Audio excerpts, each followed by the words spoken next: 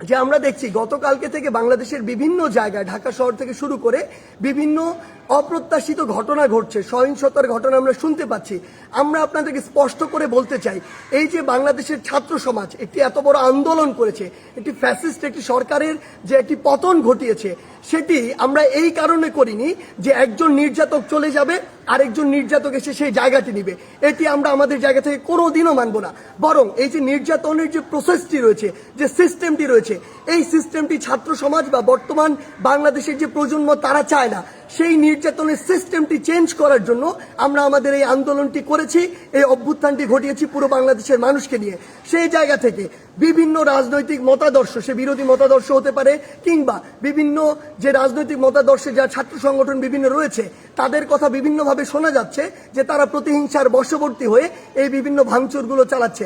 আমরা স্পষ্ট করে বলে দিতে চাই, এই বাংলাদেশে এরকম যদি অন্যায় বা অপরাধ যেগুলো হচ্ছে, এগুলোর অবশ্যই প্রত্যেকটির বিচার হবে। সেই জায়গা থেকে আমরা স্পষ্ট করি, আমরা কখনো আমাদের জায়গা থেকে এমন সহিংসতাগুলো সমর্থন করি না।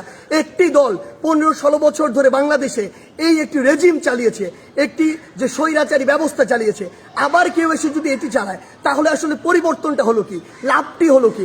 আমাদের প্রত্যাশার সাথে এটা কোনোদিন প্রাসঙ্গিক হয়? কখনো হয় না। তাই আমাদেরকে এটা আমাদের কাজের মাধ্যমে প্রকাশ করতে হবে যে আমরা যে বাংলাদেশের স্বপ্ন দেখি সেটি আসলে আমরা সত্যি করতে চাই।